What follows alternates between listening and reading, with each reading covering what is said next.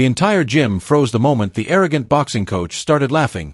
Loud, echoing, disrespectful laughter that cut through the air like a blade. His voice bounced off the concrete walls as he stood in the center of the ring, arms crossed, smirk wide, eyes sharp with ego. Sweat dripped from young fighters who had been training moments earlier, but now every pair of eyes was fixed on the scene unfolding in front of them. At the entrance stood a man wearing a simple hoodie, worn-out jogging pants, and old running shoes.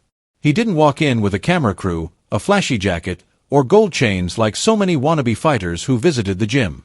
He walked in quietly, head slightly bowed, hands tucked in his pockets. No noise, no attitude, no arrogance. It was Manny Pacquiao. But the coach. He didn't see a legend. He didn't see a champion. He didn't see a warrior who had fought some of the greatest boxers in history. No, he only saw a man with wrinkles around his eyes, simple clothing, and a soft smile that didn't match the chaotic, high-energy atmosphere of the gym. The coach tilted his head, grinned, then raised his voice loud enough for the whole gym to hear. "Hey! This ain't a senior citizens fitness club. If you're here for yoga or stretching, try across the street." The gym erupted into laughter. Cruel, mocking, uncomfortable laughter. Some were laughing because they found it funny. Others because they were too scared to be on the coach's bad side. A few didn't laugh at all. They recognized the man instantly. But the coach kept going. He leaned forward over the ropes, pointing at Manny like he was scolding a child. "What's wrong, old-timer? Lose your way. The retirement home is that direction." He jerked his thumb toward the street. Manny didn't react. He didn't flinch. He didn't smile back. He simply stepped forward with slow, controlled movements that only lifelong athletes make. His steps were soft but balanced, quiet but powerful. The coach saw this and scoffed even louder. "Oh, look. He's serious. Someone record this. Grandpa Pac-Man is about to request a training session." More laughter. More pointing. More whispers. Manny remained calm. He approached the ring and gently spoke, his voice soft but firm. "I only need a heavy bag for a few minutes. That's all. No attitude. No aggression. Just respect." The coach exploded with sarcasm. "A heavy bag? A heavy bag." He slapped his thigh as if he heard the best joke of the year. "Buddy, do you even know what a heavy bag is? This gym isn't for tourists or daydreamers. It's for real fighters." He leaned in even closer, eyes filled with arrogance. "Unless you're here to give some autographs? Maybe take pictures with my young fighters." But Manny's face didn't change. He simply looked straight at the coach, calm, peaceful, silent. That silence, that look, something in it made the coach's smile freeze for half a second. Just half a second. But enough for a strange chill to creep up his spine. He quickly shook it off and barked louder than before. "You know what? Let's make it fun. If you want to use my heavy bag, prove you can box. Show me a stance. Show me anything." Manny remained still. The coach waved his hand dismissively. "Forget it. You're too slow, too old, and definitely not fit enough for this gym." He turned to the crowd and shouted, "This is what happens when people can't let go of their dreams. They cling to what they used to be." The room fell into mixed reactions, some laughing, some gasping, some whispering. "Does he really not know who that is?"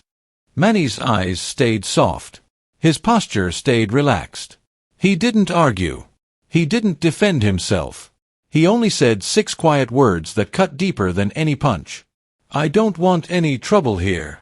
But those 6 words, the coach mistook them as weakness. He stepped down from the ring, stood inches away from Manny's face, and whispered with a smirk, "You already found trouble." Seconds later, he would regret those words more than anything he had ever said in his life. And what happened next, no one inside that gym would ever forget. The Grand Iron Boxing Gym was alive with chaos, noise, and testosterone. Punching bags thumped like war drums. Jump ropes snapped against the floor. Gloves cracked against mitts with explosive power. Sweat filled the air like a salty fog, mixing with the smell of leather and chalk. Inside this storm of noise stood Coach Riker, the self-proclaimed king of the gym. Broad shoulders, shaved head, chest puffed out, whistle hanging around his neck like a medal. He walked through the room like he owned every inch of it. And in his mind, he did. Hands up! What is that stance? Fix your feet before you embarrass yourself, he shouted at a trembling young fighter.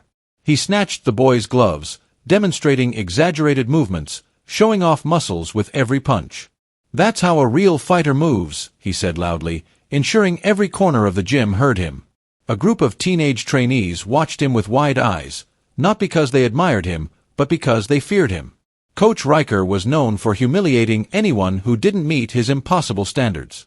He believed respect came from intimidation, not teaching. He strutted through the gym, elbows out, commanding attention. Every time he passed a mirror, he glanced at his own reflection. Every time someone struggled, he raised his voice instead of helping. Every time someone succeeded, he reminded them he was the reason. "Hey, you call that a jab?" he shouted at a young man punching the heavy bag. "Your grandma hits harder. Put some power in it." The kid nodded nervously and punched harder, knuckles red and shoulders shaking. Coach Riker didn't care. Ego was his fuel. Noise was his comfort. Today was no different. The gym was packed, loud, and full of energy, exactly the kind of place where Riker thrived. But something changed the moment the door opened. It wasn't dramatic. No trumpets. No sudden sound of footsteps. Just a quiet shift in the air, so subtle that only the observant would notice. A man walked in wearing a simple gray hoodie, faded jogging pants, and old running shoes. His hood wasn't up. He didn't wear sunglasses. No cameras followed him. No crew, no noise, no spotlight. He carried himself like someone who didn't need attention to be noticed. Like someone who had nothing to prove. Like someone who had fought enough battles, inside and outside the ring, to no longer chase validation. It was Manny Pacquiao. But he didn't announce it.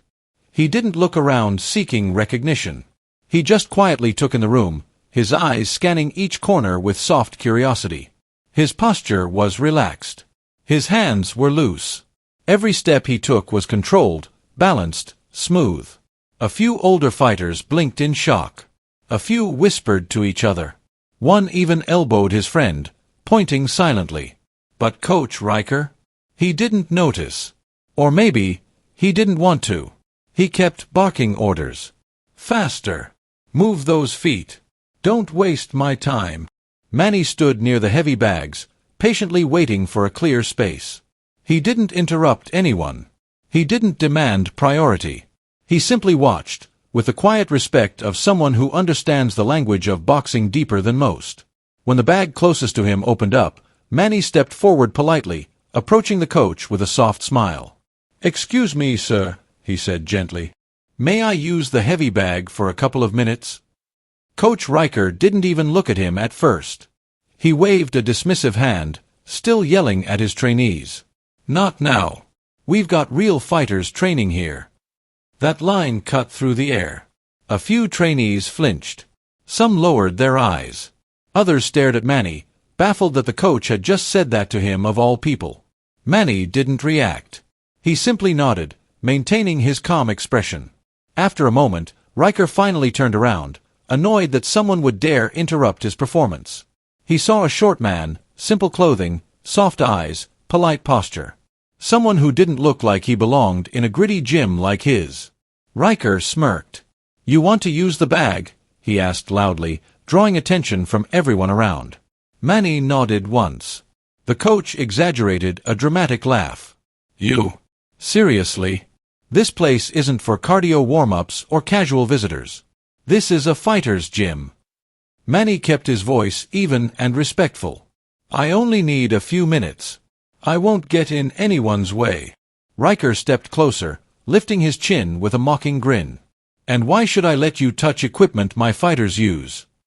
A silence fell. A dangerous one. Some trainees held their breath. Others exchanged stunned looks. One whispered, "Coach, that's Manny Pac." But another fighter elbowed him to stay quiet. Riker wasn't listening to anyone. His ego had already blinded him. He was too focused on asserting dominance in front of his audience. He crossed his arms, still smirking. "Nah, You can stand and watch if you want. But you're not using anything in my gym. Manny didn't argue. Didn't raise his voice. Didn't show irritation. He simply stepped back, hands folded calmly behind him, eyes lowered with humility. But the quiet around him grew heavier. Because only one person in that entire gym didn't understand who he had just insulted. And it was the man who loved insulting people the most. Before we continue, tell me, who's your favorite boxer of all time? Silence lingered in the corners. Tension thickened. The slow burn had officially begun. The gym's atmosphere changed the moment Coach Riker realized this quiet stranger was not going to fight back. Something about Manny's soft tone, gentle posture, and respectful attitude made the coach's ego swell twice its size. He didn't just want to deny him the heavy bag anymore. He wanted to humiliate him. Riker's voice broke through the gym like a siren. "You think this gym is for amateurs like you?" he barked, stepping forward until his chest nearly touched Manny's. Dozens of fighters paused their training. Some pretended not to look, but couldn't resist glancing sideways. The younger ones stared openly, eyes darting between both men like they were watching a live volcano prepare to erupt. Manny didn't step back. He didn't blink. He didn't let the insult change his expression. His voice stayed calm, almost too calm. "I only want a quick warm-up. A few minutes on the bag. That's all." Riker threw his head back and laughed, a loud, mocking laugh that filled every corner of the room. "A quick warm-up," he shouted. "This ain't a public fitness center, old man. You need to sign up for a Zumba class or join the senior aerobics group. That's your level." More laughter burst from the gym. Not because it was funny, but because the coach's ego demanded they laugh. If they didn't, they knew he'd target them next. Some teenagers snickered nervously. Others whispered under their breath, "Coach is gonna regret this." But Riker kept going, feeding off the attention. "Oh wait, hold on," he said as he leaned closer to Manny, squinting mockingly.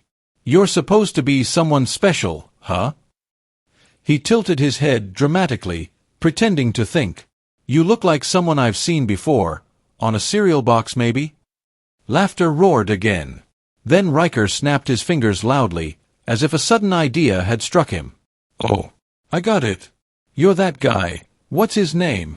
He tapped his temple sarcastically. "Grandpa Pac-Man." The gym erupted. Several fighters doubled over laughing. Some even clapped. One trainee whistled loudly in cruel excitement. But Manny, his face remained still, unmoved. It was as if none of the noise around him mattered. His calmness only fueled Riker's need to push further. Riker paced around him like a predator circling its prey. "You see, boys," he announced to the room, "this is what happens when people refuse to accept reality. They cling to some old dream, thinking they're still relevant." He jabbed a finger at Manny's chest. "But boxing isn't for everyone, especially not you." A deep silence followed. Everyone felt that line. Even those who didn't know Manny personally felt something wrong with the insult. Insulting a man's age was one thing. Insulting a man's dignity was another. Insulting a man who had lived inside a boxing ring? That was a dangerous game. Manny's eyes lowered for a moment, not in defeat, but in thought. He breathed quietly through his nose, steady, controlled. The kind of breathing only an elite fighter learned. Not a single tremble. Not a single sign of anger. Riker didn't notice, or didn't care. He reached for one of the punching mitts lying on the ground. Picked it up. And without warning, slap. He smashed the mitt straight into Manny's face. Gasps exploded around the room. A few fighters took a step forward instinctively. One trainer cursed under his breath. A couple of older men recognized Manny instantly and froze in shock. But Manny didn't raise his hand. He didn't flinch. He didn't even blink. His stance remained unbroken. Riker leaned in, his breath hot and arrogant. "See that?" he said loudly. "That's the difference. Real fighters don't just look strong. They are strong. And you." He tapped Manny's chest with the mitt. "You don't belong here." The moment stretched painfully. A long, dangerous pause. Then Manny lifted his eyes. Just his eyes. And for the first time since the conflict began, a spark flashed across them. Not anger, not fear, but something deeper, a quiet, controlled intensity that made three fighters in the back take a step away. Riker noticed the shift but pushed it aside. His ego was too inflated to understand the warning. Manny slowly walked toward the corner where the spare gloves hung on hooks. His footsteps were soft, but with each one, the gym grew quieter. Whispers died out. Gloves stopped hitting bags. Jump ropes slowed. Manny reached the gloves, picked them up with calm, precise hands, and turned to face the coach. He didn't raise his voice. He didn't break his calm expression. He simply said one quiet line. A line that made the entire gym's heartbeat pause. "Are you sure you want this?" The entire gym fell into an unnatural stillness, like someone had hit a mute button on reality. A moment ago, the room was alive.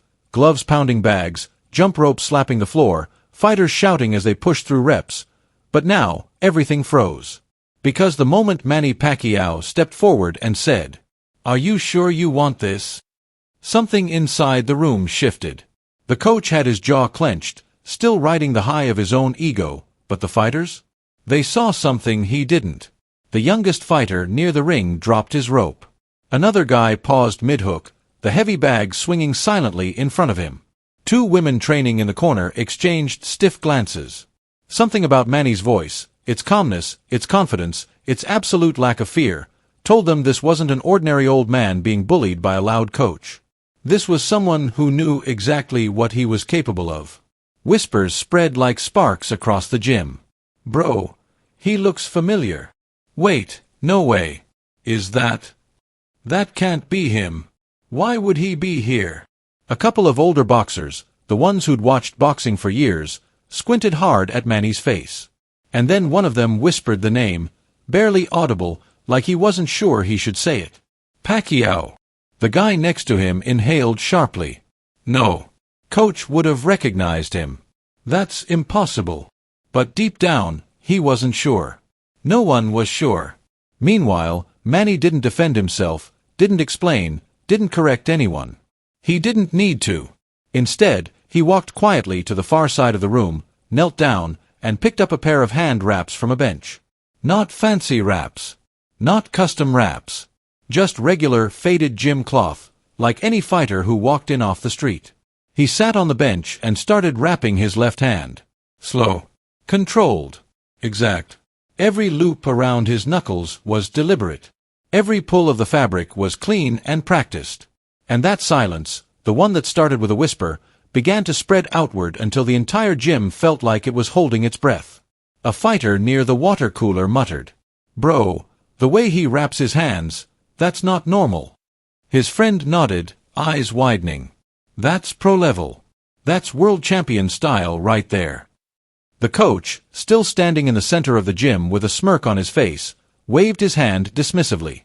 "What are you all staring at?" he barked. "He's just scared. Trying to look dramatic." But even as he said it, a sliver of uncertainty crawled into his voice. Because Manny wasn't acting scared. He wasn't shaking. He wasn't even rushing. He was calm. Too calm. There's a kind of calm that comes from weakness, when someone's given up. And then there's another kind, the kind that comes from absolute confidence. The kind that appears right before a storm breaks open. That's the kind Manny had. The coach swallowed hard, the back of his neck prickling.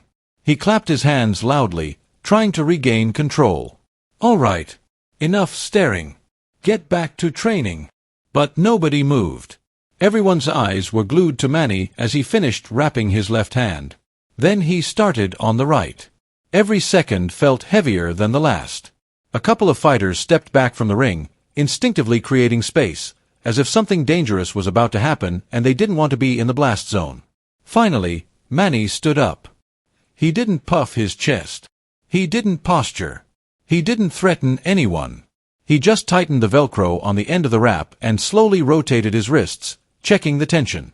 His face was peaceful. Almost too peaceful. The coach blinked, sweat forming at his temple. "Look, old man," he said, his voice cracking just slightly, "I don't know who you think you are, but—" But he stopped. Because Manny looked at him. Not with anger. Not with pride. Not with fear. With understanding. The kind of understanding that comes from someone who's seen thousands of fighters, tough ones, loud ones, cocky ones, and knows exactly how their story ends. One of the older boxers couldn't hold his silence anymore. He stepped closer to the coach and whispered sharply, "Coach, please. Stop this. I think that really is Manny Pacquiao." The coach forced a laugh, but it came out thin and fragile. "What? No. No, he's small, he's slow, he's old." Another fighter shook his head. "Coach, the foot stance, the breathing, that's Pac-Man. I've watched every one of his fights." A chill traveled through the gym. The coach's eyes darted around, looking for someone, anyone, to back him up. But all he saw were faces filled with fear, awe, and dawning realization. Then he looked back at Manny. Manny wasn't moving.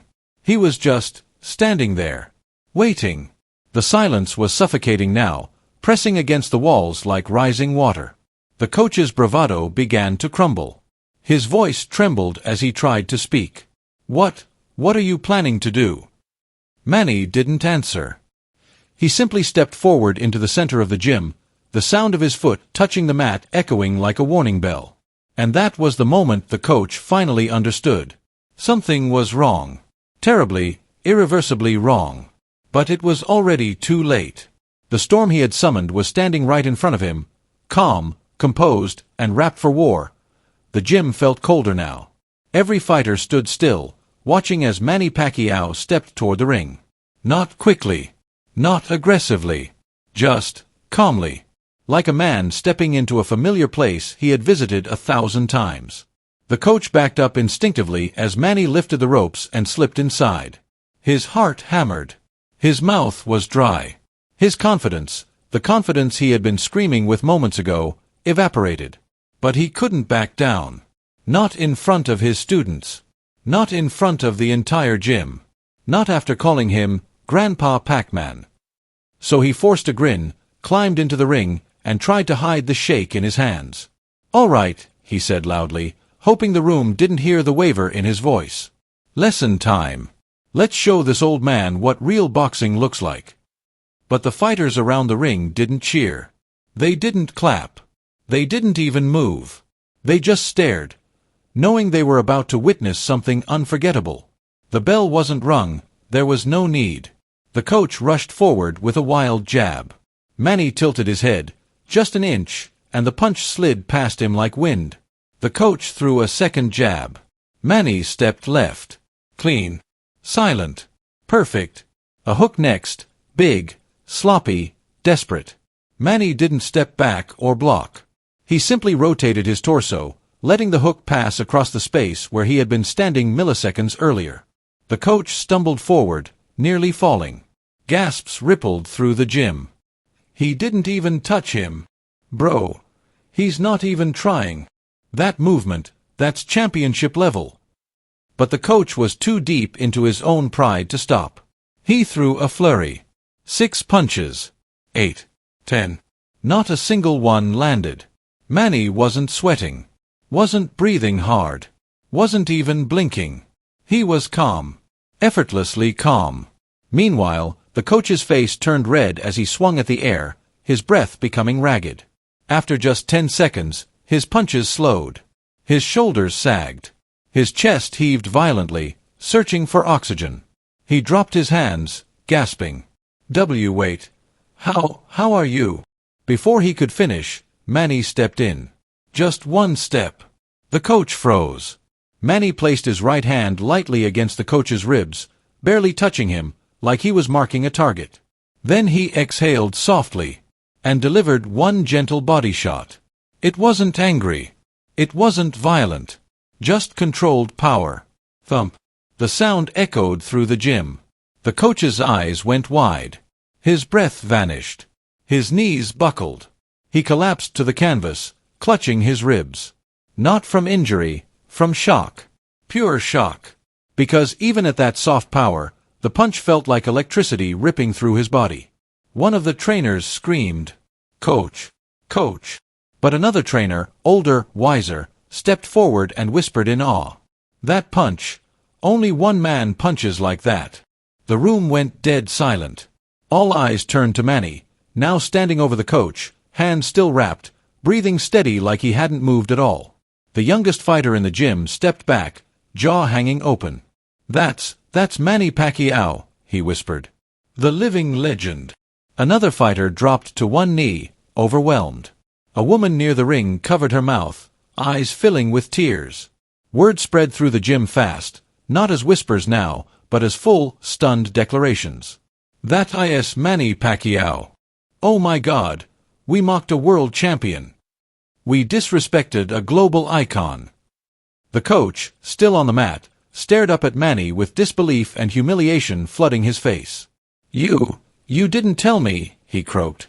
Manny simply shook his head. "You didn't ask." Those 3 words hit harder than the punch. The room felt heavy with guilt, awe, fear, and respect all at once. Manny didn't stand over the coach like a victor. He didn't gloat.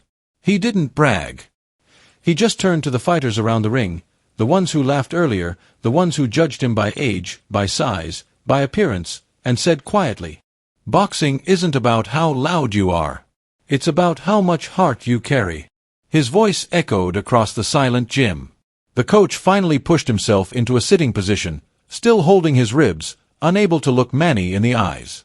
Then Manny stepped back, giving him space. The entire gym watched, breathless. And now, as narrator, this is where you engage your audience. What do you think?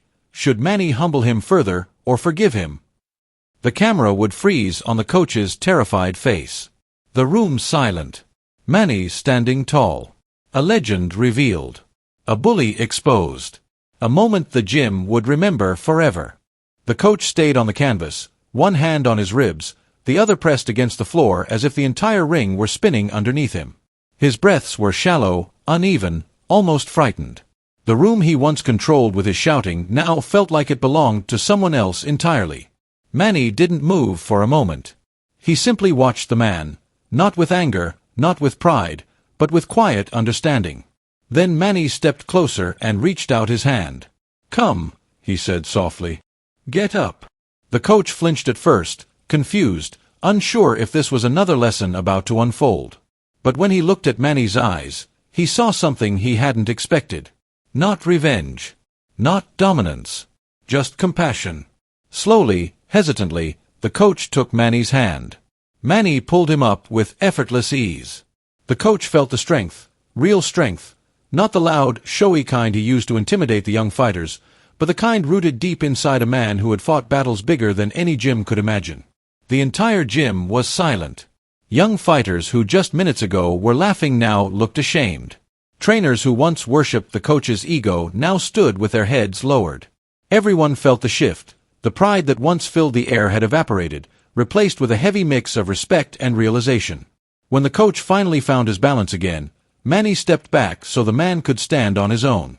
"Listen," Manny said gently, his voice calm but carrying through the gym like a quiet thunder, "boxing is not about muscles." The coach swallowed hard. "It's not about shouting. Not about showing off. Not about putting others down." Manny looked around at every person in the gym, each one standing like a student waiting for their first real lesson.